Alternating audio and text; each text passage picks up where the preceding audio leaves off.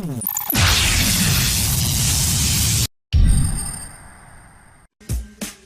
hope I got the festivities right. I don't even know if that's the right word. But when did this happen? Was it Thursday night? So I think New York City, because I want to get everything right. I think Complex had first reported that Drake had said F-97, but that's wrong. Yeah, that was not what was said. So then when the audio came out, I think it's that he says Hot 97 is lying.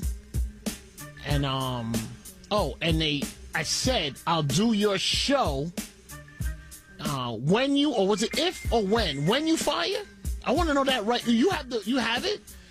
Oh man. They telling lies on Hot 97, that's how it goes.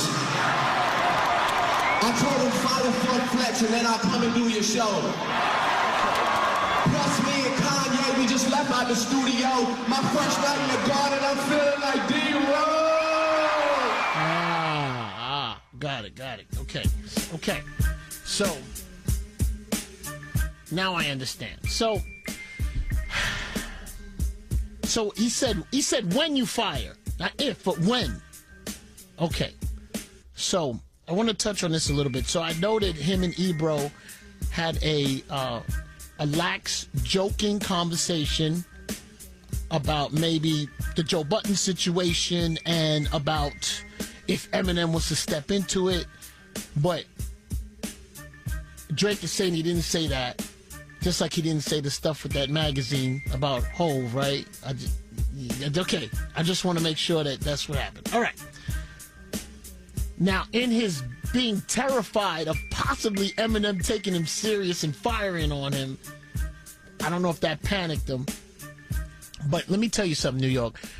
He not only told Ebro that if you fire Funk Flex or when you fire Funk Flex, he also said that to TT Torres. He said that to a few people at the station. And I want to clarify something. People think he's talking about radio show. He's talking about concerts. I want to be specific. So what this guy thinks is him offering the radio station that I work at the opportunity to do concerts and make a few millions or a couple millions of dollars, he will think about it if I don't work here anymore. I just want to make sure I'm clearing this up for you, New York. Now, first of all, Bozo, sorry. First of all, he's in town tonight, right? He's in town. I want to tell you something. First of all, Drake, I'm not really worried about you making me lose my job. You want me to tell you why? 70% of your fans wear high heels. The other 30% are guys who wear sandals. I'm not concerned about you, bro. I'm just not concerned. I'm sorry.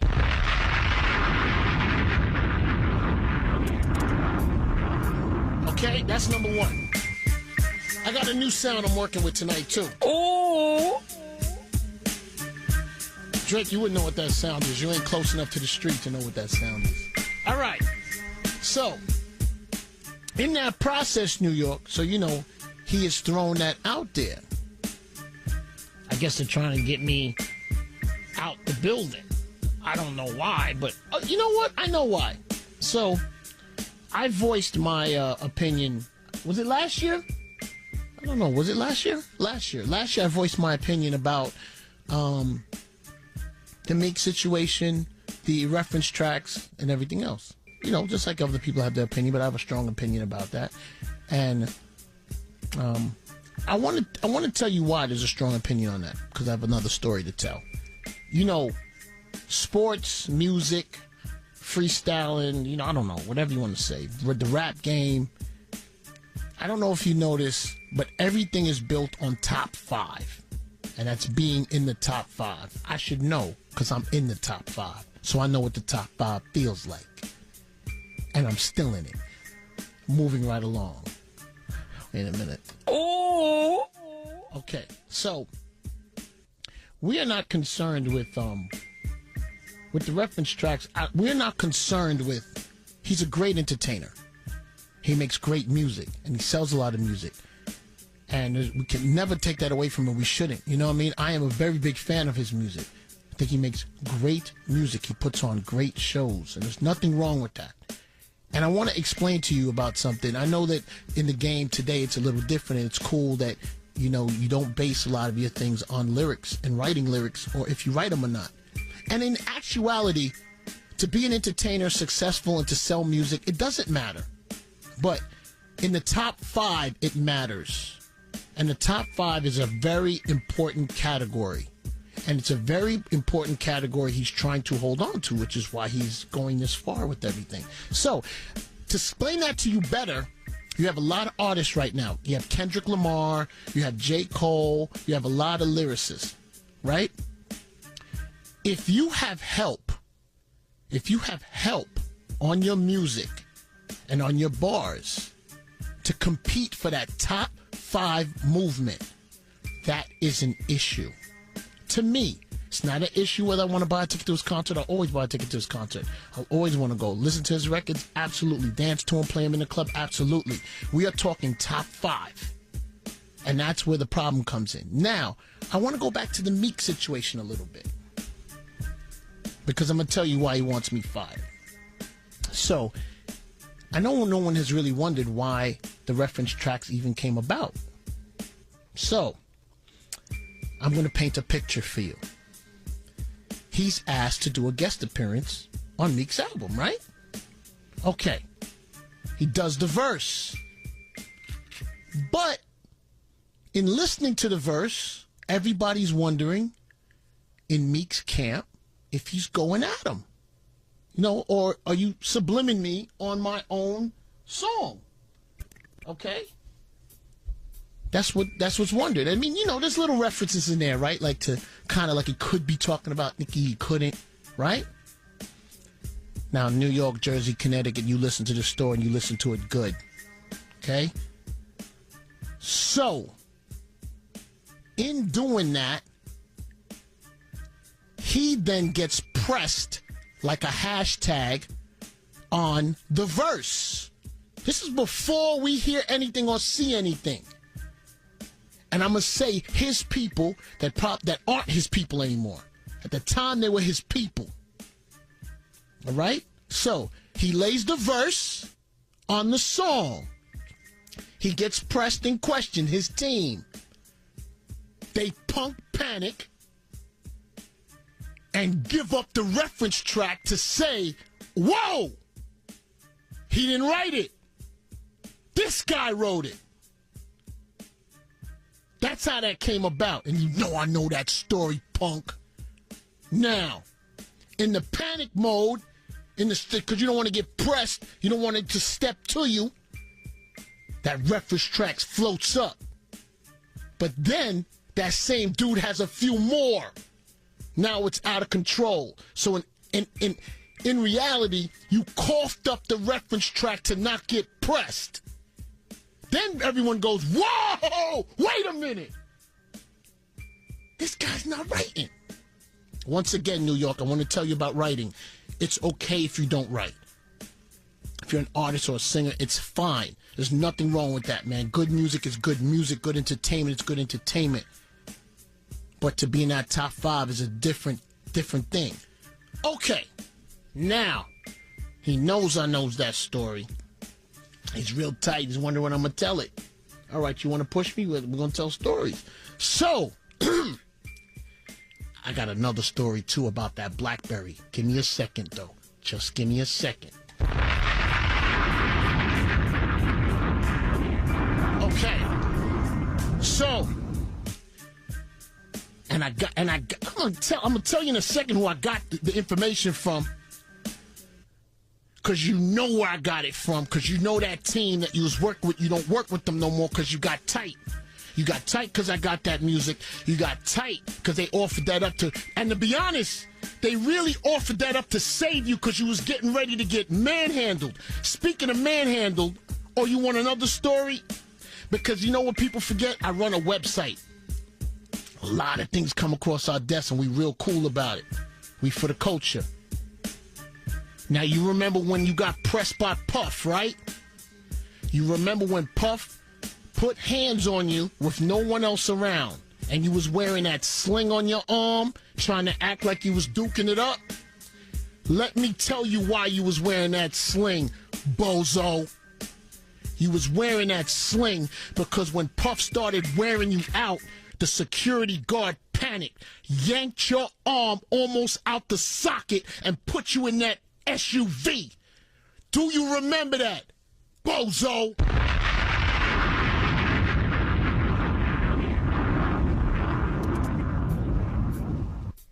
Good evening.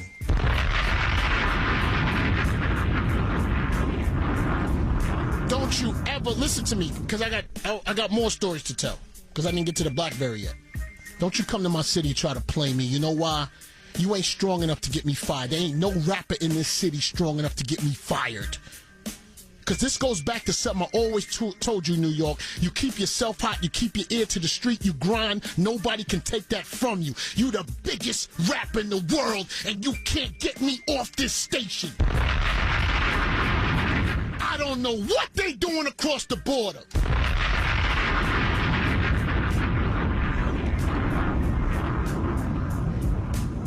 And at your concert tonight, look around that crowd. Look at it. Keep looking at that crowd. When you go to that after party, look at that crowd. 70% high heels. The other 30% are men with sandals. I want you to look. Oh, and I know you haven't mentioned this yet, so let me mention it. Drizzy, you see Jay went at you because you were talking slick about you are Jay-Z. You're not Jay-Z, boy. But I already told you that a few weeks ago. But I'm going to tell you something that you're trying to not acknowledge. Future's on that hook of that Jay-Z record. I know what they probably told you. Nah, I didn't hear the verse. And I want to tell you something, Drizzy. Tonight when Future comes out on that stage, you're going to give him that bag of money. You know why? Because you need him to be street. You need him on that tour. You need him to balance out the 70% heels and the 30% sandals that the men are wearing. But I'm going to tell you what hurts your heart. You know Future's on the hook of that Jay-Z record. Khaled screaming. And Khaled been keeping me off of you for 6 months, my brother. Khaled has been keeping me off of you. Oh!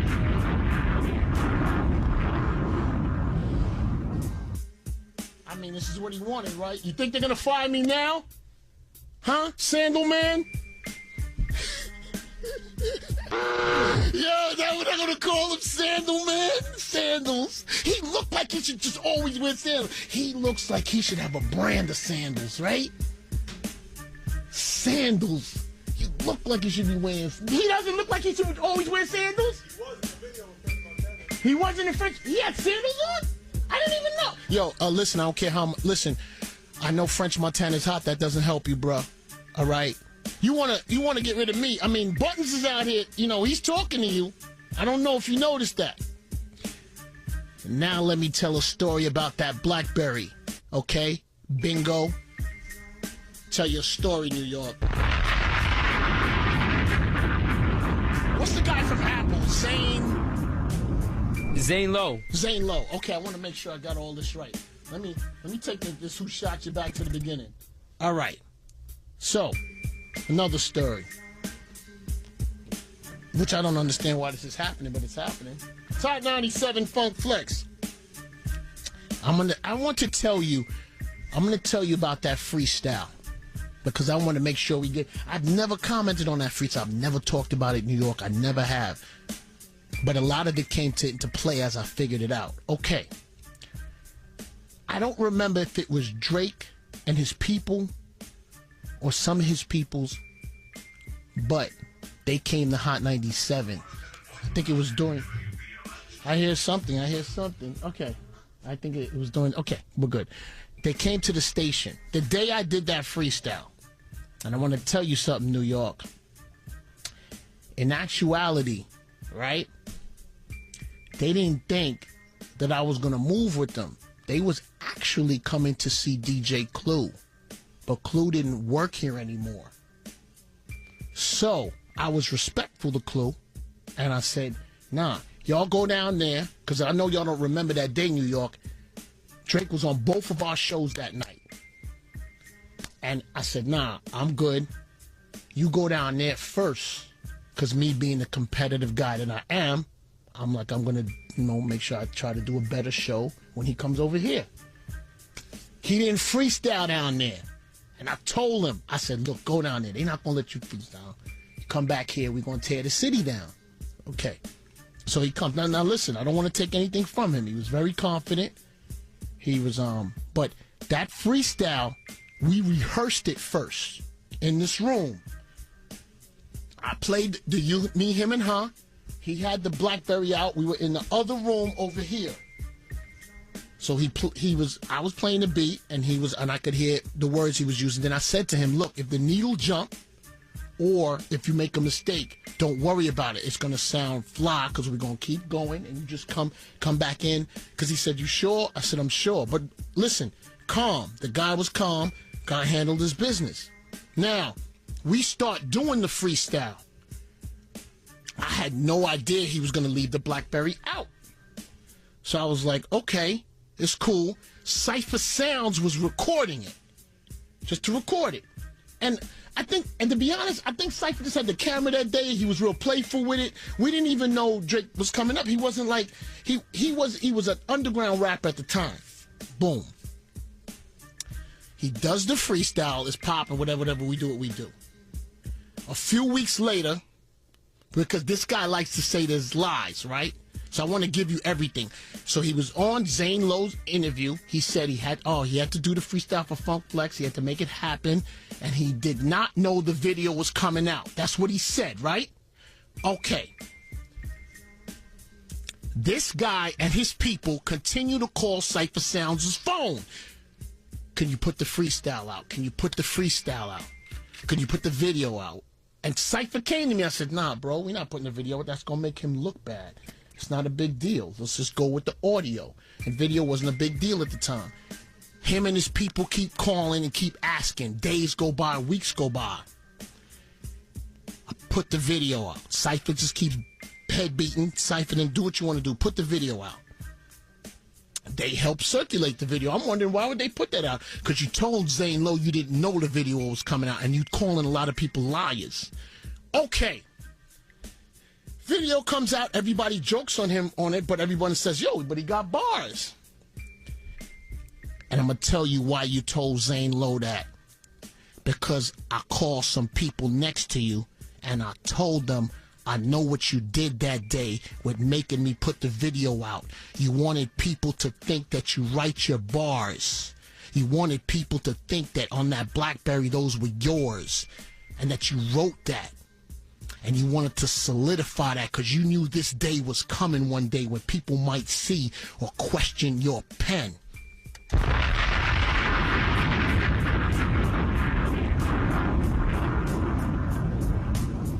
Now, bruh, I see through you. And that's why you so angry.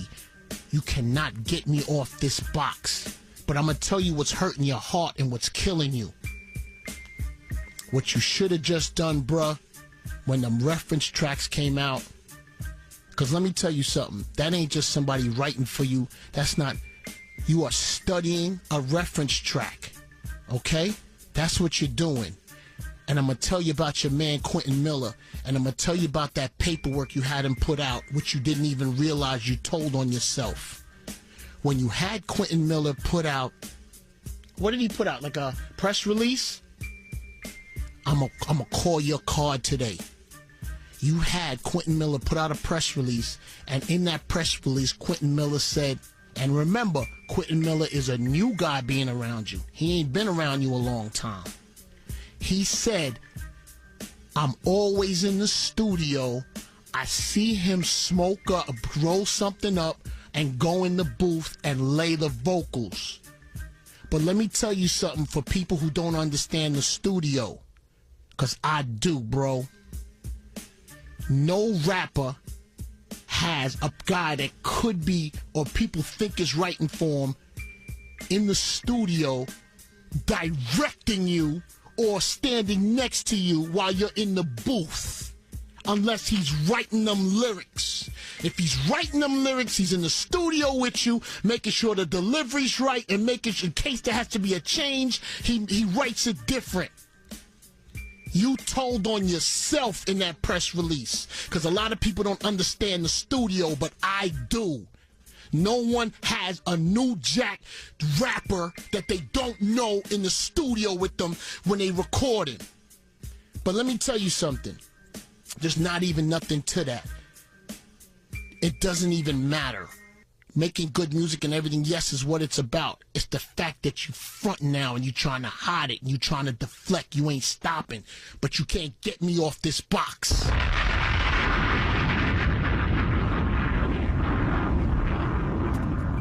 You cannot get me off this radio.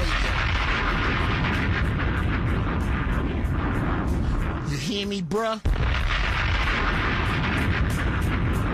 Of course you want me off. Of course you don't want me on this radio. You don't like when I tell these stories. You don't like it. And let me tell you something, Drizzy. You know what you should have just done, bruh? Reference tracks came. You should have just said, bruh, I got a couple people who will help me with a couple things and keep it moving. It don't change you. It don't change you, bro. Now, should you be in top 5? I don't believe that you should. Now, and please don't take it as disrespect. I mean, there's Hove, there's Big, there's Nas, there's Kendrick, there's J. Cole. My brother, you know what's on the line. That's why you fighting it so much. We all right with the music. Everybody's all right with what you're doing. You're the biggest rapper in the world. If you're looking to be the biggest rapper, R&B singer, and best lyricist, that can't happen when you're not writing. Now, New York, Jersey, Connecticut, I'm not saying he doesn't write anything. I don't want to take anybody's work away from them. Yes, he writes. Yes, he writes. But there's a couple key things that he didn't. And that's just the way it is. And the school I come from, I just have a certain way of feel. I don't feel less about you. I just feel like, and look, my opinion, man, doesn't matter. It doesn't really matter. But it's just the way I feel. So I was adamant about, I don't even know if that's the right word, but I was pressing the reference tracks, yes. Because, you know, the music, the hip hop, you know, that's important. I got something that touches the heart for me with that. And if I felt like it wasn't being respected, yeah, you know, I'm going to say something. It's just my opinion. But boy, you can't get me off this box. I'm too hot. Now, I want you to do something tonight. I want you to have a good time in your little concert with the 80% high heels. Sorry, I said 70% high heels. And the other guys with the sandals is going to be great. They're going to have a lot of energy. Your after party is going to be the same thing. Happy, happy, happy. But don't worry. Leave the hardcore bars to other people. And everybody's good. Stop talking about me. I could do this every night. Now, this is what we're going to do. I'm going to go to my Serato.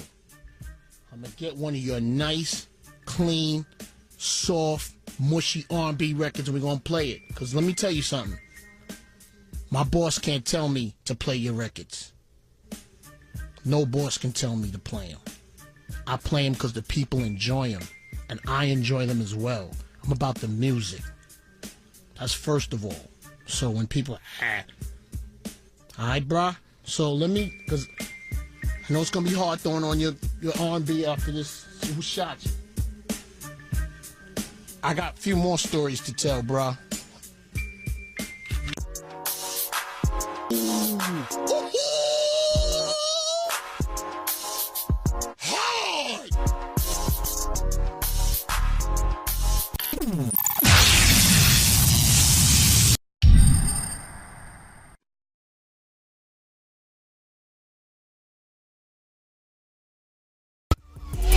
Artists in need of hot beats, hit up dolobeats.com. We got them bangers. Producers who need them high quality sounds, get your professional sound kit with over 11,000 sounds at dolobeats.com. dolobeats.com.